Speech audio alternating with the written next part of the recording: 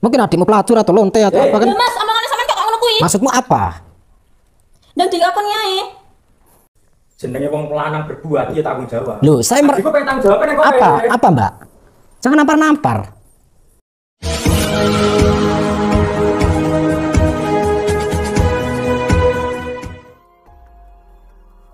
Assalamualaikum sahabat spiritual yang berbahagia. Perempuan yang menampar Gus Nur Samsun ini adalah Mbak Lia, yang merasa tidak terima dikatakan sebagai perempuan pelacur. Mbak Lia telah menuduh Gus Nur Samsun telah menghamili dirinya. Akan tetapi, Gus Nur Samsun tidak merasa melakukannya. Sehingga tak terima dituduh yang demikian. Gus Nur Samsun mengeluarkan kata-kata yang menyakitkan hati itu. Lalu apakah yang sebenarnya sedang terjadi? Silahkan disaksikan kisahnya selengkapnya. Dan semoga Allah Subhanahu wa Ta'ala senantiasa melindungi Gus Nur Samsun dalam menjalankan setiap misi dakwahnya. Bismillahirrahmanirrahim. Allahumma sholli ala sayyidina Muhammad wa ala ali sayyidina Muhammad. Lihum satun udfi biha harul wabail hatimah al-Mustafa wal Murtada wabnahuma wa Fatimah. Lihum satun udfi biha harul wabail hatimah al-Mustafa wal Murtada wabnahuma wa Fatimah.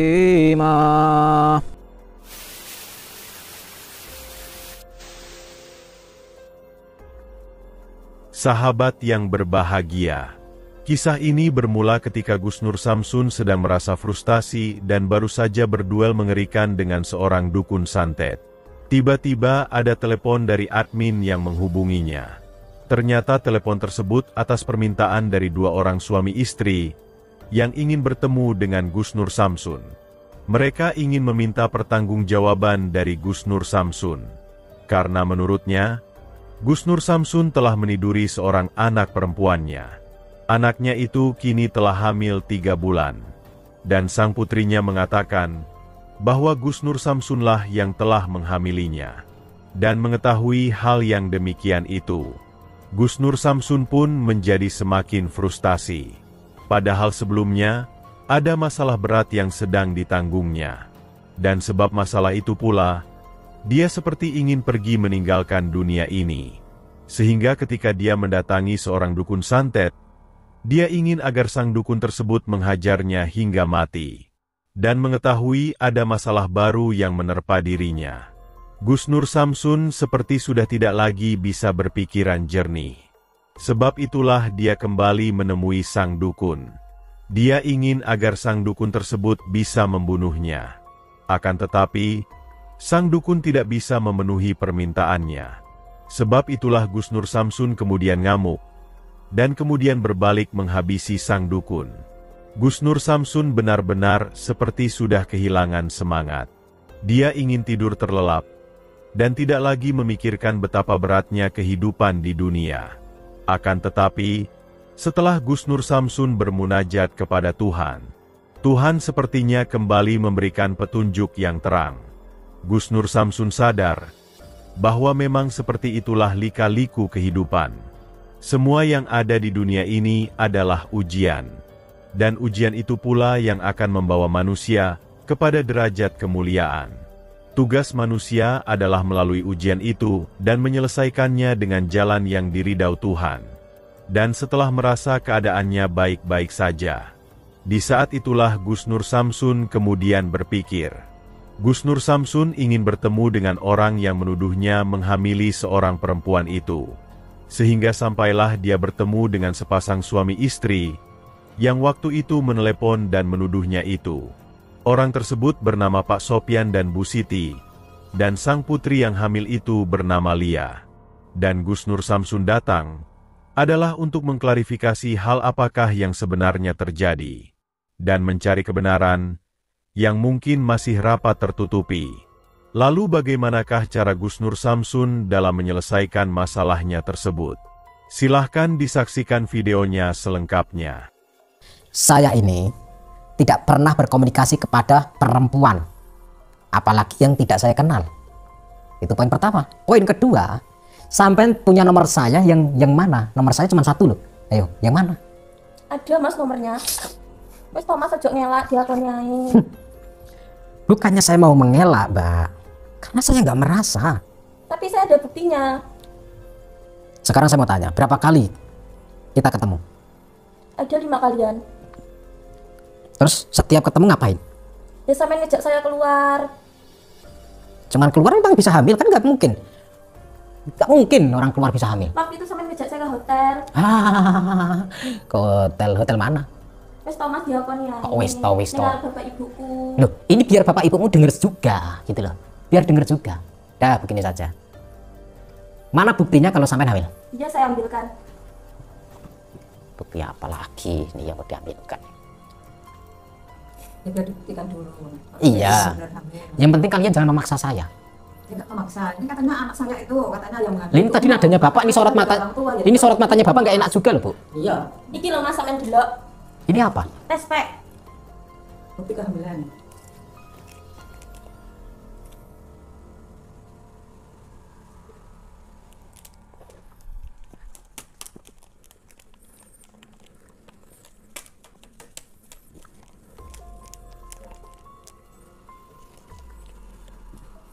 Ini buat bukti ya. Oke, ini asli. Ini bukan coretan spidol. Ini asli ya. Tetapi gimana ya? Saya merasa ada yang aneh. Astagfirullahaladzim. Tapi benar kehamilan. Mungkin. Masih ngambil kehamilan. Masih Bu. Bukan mas. Gimana ini? Ndang Thomas diakoni bapak wis ikhlas, ibu ya ikhlas, nompo. Kamu kudu bener-bener. Ya apa tuh bener.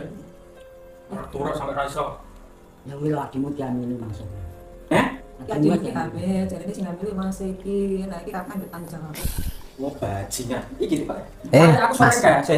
sore kae aku nemu nang gone liya. Pas dolan nang kamare. Kok enak tes pack karena kok aku ora wani. Saya tak dem. Ki mau aku mlehar tak kok enak tamu. Tiba tenang. Ya bener bang iki. Lihat. Iya mas. Terus deh karep muror saya. Saya difitnah ataupun dirayu perempuan itu nggak cuma 1 kali 2 kali, Mas, Bu, Pak, Mbak. Sudah banyak kali perempuan. Mereka semua hanya ingin menghancurkan nama baik saya. Mereka semua hanya ingin menghancurkan karir saya. Mereka alasan pacaran sama saya, kenal di Facebook, kenal di YouTube. Saya nggak merasa. Saya tidak pernah teleponan sama perempuan. Nggak pernah. Kalaupun saya pacaran sama perempuan, misalkan, saya lihat-lihat perempuannya, Mbak. Itu. Kalau dia high class, oke lah. Mohon maaf. Kalau Lu sih. Lu berarti nyawang adikku gak ikhlas. bukan begitu, Mas. Bukan untuk menyinggung, maksudnya begini. Saya juga melihat-lihat. Saya kan punya anak istri. Saya sudah capek. Saya di rumah punya masalah. Terus saya di sini dihadapin dengan masalah kayak gini, fitnah gak jelas. Kalau memang pacaran, setidaknya kita pernah ketemu. Pernah nggak ketemu? Pernah. Kalau kita ketemu, pasti setidaknya ada foto bareng sama saya. Ada nggak foto bareng sama saya? Memang saya kan nggak pernah ngajak saya foto. Tapi saya sering ngajak saya keluar. Rumah pernyataan adikku. Loh, jangan terus dipercaya, Mas. Ini jenenge wong itu menang, Mas. Ya, tidak boleh seperti itu. Tidak boleh sepihak. Oke. Bukti nyata. Arep model biyen sampean. Loh. Ini tes pack ini saya nggak tahu, Mas. Bisa jadi ini dibuat-buat. Pertama. Kedua, bisa jadi kehamilannya bukan dari saya. Mungkin dari orang lain, cowok lain atau laki-laki lain. Jangan terus menyudutkan saya. Begitu loh. Tapi dia katanya yang mengambil itu emas. Kan kata anakmu. Kan saya juga harus dipercaya. Jangan mempercayai satu pihak. Iya, ini tapi kan anak saya. Harusnya saya juga percaya anak saya. Loh. Anakku ketemu koi katanya cinta sama emas, sayang sama emas. Makanya dia rela dihamili. Rela dihamili. Ya ini buktinya hamil. Itu sampai sayangnya sama emas, sampai cintanya sama emas. Makanya ini minta pertanggungjawabannya gimana ini biasanya. Jadi gini. Kalau saya pengen sama perempuan, Bu, saya pasti lihat-lihat perempuannya harus yang baik-baik. Memang anak saya itu tidak baik, Mas. Biasa lah, nyelaknya biasa. Loh gimana sih Pak? Maksudnya apa? Dari tadi sampai sorot matanya nggak enak loh. Iya, nyelak kan? Ya? Nyelak. Saya nggak ngelak Pak. Saya sudah datang ke sini baik-baik loh. Ya, Kalian saya berempat kan menyudutkanku. pernah tanggung jawab kan?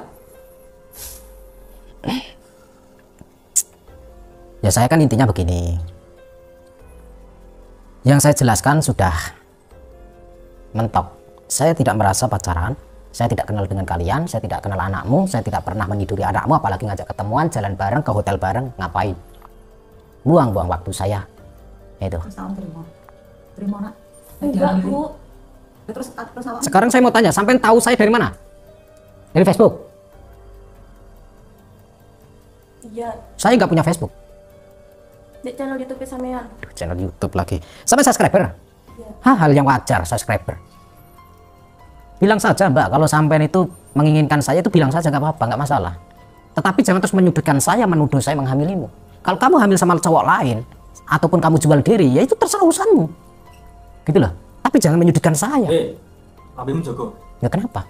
Adikku metu bengi gak tahu kok sampai ngomong jual diri piye maksudnya. Lah aku ngragati rina wong iki. Sampean bilang kalau adikmu nggak pernah keluar malam. Ah. Dari tadi dia bilang katanya janjian sama saya malam-malam, hujan-hujan. Wes Thomas jangan diakoni ning ngarepe keluarga. Mana ada ngakoni-ngakoni? Nggak ada. Mengaku apa? Saya sudah mengaku dengan baik-baik, dengan jujur. Ini bisa saya ranakan hukum masalah ini. Bisa saya seret semua kalian. Bukti nggak ada. Saksi ada nggak? Nggak ada kan? Ini harus saya selidiki semua masalah ini untuk membersihkan nama baik saya. Kalau memang saya menghamili, saya pasti akan menikahi. Jangankan menghamili, sekali saya menidurimu, pasti jadi istri saya. Cekel omongmu ya. Ya, bisa dipegang omonganku. Wong lanang sing cekel omongane ya. Iya, kalau saya terbukti pertama kali saya meniduri adikmu, Yo. saya nikahi. Ya. Wes ngomong sak anake to. Iya, Mas. Tetapi jika tidak benar ini semua, kalian semua saya tandai wajah-wajah kalian. Ya. Saya tandai. Gitu. Jangan macam-macam sama saya. Kalian bergertak saya bisa menggertak kalian. Kalian mengancam saya bisa mengancam kalian. Monggo. Tetapi ingat, dijaga ucapan kalian semua. Dan sampean Mbak, sampean jangan asal menyudutkan saya, menuduh saya menghamilimu dengan dalih atau tespek seperti ini. Apalagi sampean, mohon maaf, sampean bertato. Kalau sampean jual diri di luar sana silahkan. Lah sampean kok malah bahas kok jual diri, Mas? Lah, saya sakit Mbak hatiku Mbak. Kenapa sampean menuduhku tanpa dasar? Kalau tidak jual diri sama laki-laki lain terus mencari pelampiasan untuk kepada saya. Abimu Joko. Ini urusan saya sama adikmu, sampean dengerin saja. Aku masih. Saya korbannya. Kowe gak ngerti Pak buku ning kene wis kabeh. Saya nggak peduli kalian juga bapak ibumu itu teriak-teriak di rumah saya malam-malam. Ayo, saya teriak-teriak di sini nggak masalah. Orang sombong saya balas dengan kesombongan adalah sedekah. Jenenge wong tuwek ngerti anake meteng, wong tuwek ndi sing gak trimo. Begitu pula dengan saya sebagai korban, namanya korban, saya tidak terima untuk membela diri. Ayo, gimana? Hah? Fair kan? Kalau saya mengatakan adikmu jual diri, ya itu urusan saya, terserah saya. Kalau nggak terima, silakan laporkan. Gitu. Nah, tapi kalau terbukti kalian yang ngandang. Ayo. Ini saya ranakan ke hukum atau sampai mengakui saja. Sampai jual diri atau benar-benar saya yang menghamili. Mana yang benar? Awak mau digedak model piye ya? Mbah awak mau disangoni apa wae? Nek emang wong iki sing ngetengi kowe, ya njaluk tanggung jawab nang iki. Ora usah wedi nek masih nang kene. Mas iki, Mas. Sing ngeteni aku. Krungu ra kowe.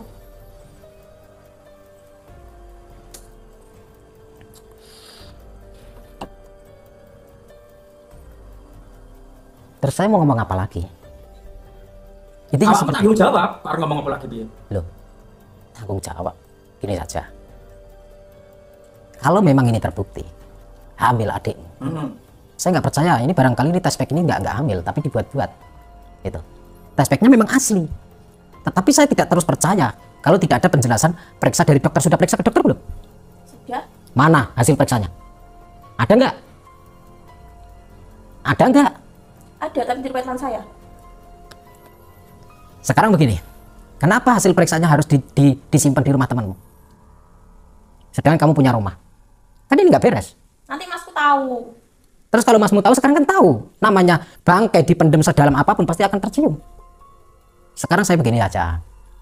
Saya tidak akan menikahi adikmu atau anakmu, Pak Bu, kalau semua ini tidak terbukti semua. Tetapi kalau ini terbukti saya menghamili, saya akan menikahi. Jangankan saya menikahi. Saya akan kasih apapun yang kalian inginkan. Itu janji saya. Pokoknya kita itu minta benar-benar tanggung jawab. Loh, saya tanggung jawab. Ya monggo lah, silakan dibuktikan gimana. Saya tanggung jawab. Saya kan bilang saya mau tanggung jawab. Tetapi bukan seperti ini caranya. Bukan seperti ini. Ya itu kan anaknya anak saya. Pengakuan anak saya kan Mas yang menghamili. Gini. Gimana kalau kita nggak menyelesaikannya? Besok siang atau pagi atau sore saya akan datang ke sini. Ya, pagi, siang atau sore. Saya nggak janji. Mungkin besok saya ke sini. Tetapi panggilkan bidan untuk tes kehamilan. Apakah ini positif hamil atau hanya rekayasa? Ya. Sanggup? Aku sing ngatur. Oke. Kalau begitu, Omonganmu ya. Nek sesuk rene ya rene tenan. saya ke sini. Kalian tahu rumah saya? Yo. Itu. Kalau ini terbukti saya menghamili, taruhan saya karir. Orang seluruh Indonesia, seluruh dunia yang kenal saya pasti akan menghina saya. Itu. Pasti akan mencaci saya. Tetapi jika ini tidak benar, hanya tuduhan. Nauzubillah min dzalik kalian semua. Sadar, istighfar kalian. Taubat kalian. Iya dok, sesuk lek dibuktikan. Nggih, Bu. Terima tenan nek mau dibuktikan karo dokter. Bener-bener sing hamil Mas. Nggih, Bu, masih. Sekarang saya mau tanya, saya yang membawa dokter atau kalian yang membawa dokter? Yang masuk kan dulu. Siapa? Kita sepakat harusnya di sini. Dari pihak sini bawa, pihak sampean bawa. Oke. Sama atau tidak? Dari pihak sampean bawa, dari pihak saya bawa. Oke. Ben ke anak unsur kebohongan mana? Oke. Soalnya dokter kan dituku Pak, saya Pak. Ya. Siap. Tetapi ingat, jika ini terbukti hamil dan saya belum tentu mengakuinya. Karena belum tes DNA. Lah nyapa kudu tes DNA, Mas? Loh, kenapa harus maksa-maksa saya? Lah saya, Sing diakoni ae iki darah dagingmu, Mas. kenapa saya harus mengakuinya sedangkan saya merasa tidak berbuat? Saya merasa tidak berbuat, Mbak. Kenapa harus mengakui? Ya barangkali sampean tidur sama pacarmu kah? Atau sampean jual diri kah? Atau mangkal kah? Saya kan nggak tahu. Lah omongane sampean kok kono, Mas, kok gak enak. Ya sampean kalian semua yang tidak enak. Saya dengar-dengar suara kalian kayak gitu, nggak enak sekali. Risih telinga saya. Gara-gara kalian semua saya nggak bisa tidur, nggak tenang. Kamu gak tenang. Dengar nggak telingamu tadi aku ngomong apa? Terus bapak ibuku lu gak tenang kayak apa? Iki wong tua sing lahirne liya. Ya itu. Ya itu bukan urusan saya, kan urusan anaknya sama anaknya. Ngapain dia harus melibatkan saya? Kan begitu. Arep gak melibatkan piye? Nek liya nuduh ning kowe. Kenapa dia menuduh saya? Ya mungkin dia pengen jadi istri saya. Banyak kok cewek-cewek di luar sana yang pengen jadi istri saya. Banyak. Tidak cuma adikmu saja yang pengen jadi istri saya. Banyak cewek-cewek di sana. Itu, yang pengen jadi istri saya. Jangan asal nuduh-nuduh saja. Mana ada saya menghamili adikmu? Mungkin adikmu pelacur atau lonte atau apa kan? Lah, Mas, omongane sampean kok ngono kuwi. Maksudmu apa? Dan diakoni ae. Saya sudah mengakui, Mbak. Saya sudah mengakui. Kurang apa lagi? Kita sudah sepakat mencari dokter. Setelah itu saya, kalaupun itu positif hamil, saya juga mau menunggu tes DNA. Omongane sampean, Mas, pelacur-pelacur. Lah memang kenyataan. Enggak. Lah kalau enggak kenapa? Hah? Sehingga sampai mengaku hamil kalau enggak pelacur. Saya tidak merasa tidak pernah ketemu. Saya merasa tidak pernah kenal sama sampean. Kenapa nuduh-nuduh saya? Kan enggak bener. Kenapa sampean berdiri-berdiri nantang-nantang kayak gini? Wes Mas iki kok ngarani, Mas. Pak, Bu. Gak terima aku Mas sampean ngomong kayak ngono ki pelacur-pelacur. Ya kalau nggak terima nggak usah nikah sama saya kan beres. Ngapain harus maksa-maksa saya harus menikahimu? Hah? Sampean kan bisa cari laki-laki yang lain. Jenenge wong lanang berbuat ya tanggung jawab. Loh, saya Aku pengen tanggung jawab nek kowe. apa Mbak? Jangan nampar-nampar. Udah mas, kok ngalah mas? Mas, Mana? Terakhir. Loh, Mana? oke saya akan pulang. Awakmu mau janji sesuk ini. Tak tunggu nomah. Lah kalau saya diusir ngapain saya harus ke sini? Awakmu janji sesuk soalnya sesuk ana dokter nang kene. Gak usah pegang-pegang. Iya, saya akan janji ke sini. Iya, tak tunggu nomah. Tak pernah kerja aku sesuk. Jaga sikap kalian. Kalian nggak benar. Lia dan keluarganya sangat marah karena Gus Nur Samsun tidak mengakui hal yang dituduhkannya. Demikian juga dengan Gus Nur Samsun. Dia juga tidak terima karena dituduh melakukan hal bejat yang tidak pernah dilakukannya. Akan tetapi mereka kemudian mencoba mencari solusi. Esok hari, Gus Nur Samsun dan keluarga Lia masing-masing akan membawa bidan untuk memeriksa Lia. Untuk melakukan tes pemeriksaan, benarkah Lia benar telah hamil seperti yang dikatakannya? Lalu apakah yang kemudian terjadi setelah Lia diperiksa bidan yang berbeda itu? Dan bagaimana pula dengan reaksi Gus Nur Samsun?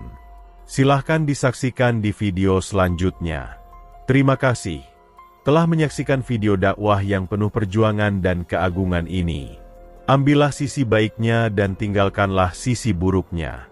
Dan tentunya kami berharap video dakwah yang kami sajikan ini bisa memberikan manfaat, juga bisa menghibur para sahabat semuanya. Akhirul kata, putar tasbihnya dan baca solawatnya. Wassalamualaikum warahmatullahi wabarakatuh.